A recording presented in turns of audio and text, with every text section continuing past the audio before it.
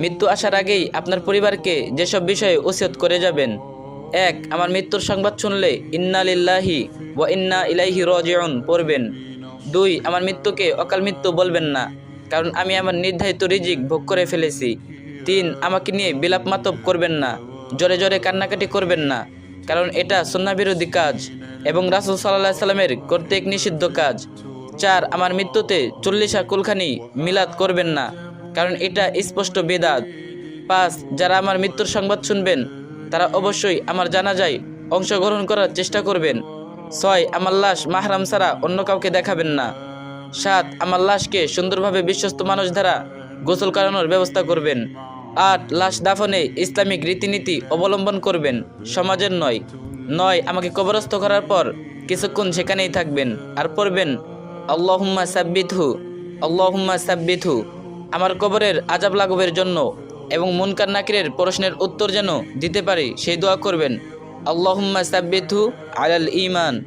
10. আমার হয়ে দান সদকা করবেন। আমার সদকা জারিয়া চালু থাকলে সেটার খবর নেবেন, সেগুলোকে সমুন্নত করার চেষ্টা করবেন। 11. আমার মৃত্যু থেকে এই শিক্ষা নিয়ে ফিরে যাবেন, আপনারও সময় অতি নিকটে। 12. আমার ছবি কোথাও দিবেন না, আমার আইডি বা অন্য কারো কাছে ছবি থাকলে তা ডিলিট করে দিবেন। বাসায় আমার ছবি থাকলে ফেলে দিবেন, দেয়ালে ঝুলিয়ে রাখবেন না। 13. আমার পাওনা আমার পরিবারকে ফিরিয়ে দিবেন, না পারলে আমার জন্য সদকা জারিয়া করবেন, তাও না পারলে আজীবন আমার জন্য দোয়া করবেন, আমি ক্ষমা করে দিব ইনশাল্লাহ।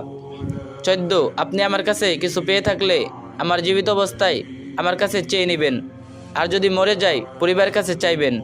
পরিবারের লোকদের বলবো আপনারা তাদের পাওনা দয়া করে দিয়ে দিবেন, আর পরিবার না দিলে আল্লাহর জন্য আমাকে ক্ষমা করে দিবেন, এতে আল্লাহ আপনাকেও ক্ষমা করবেন।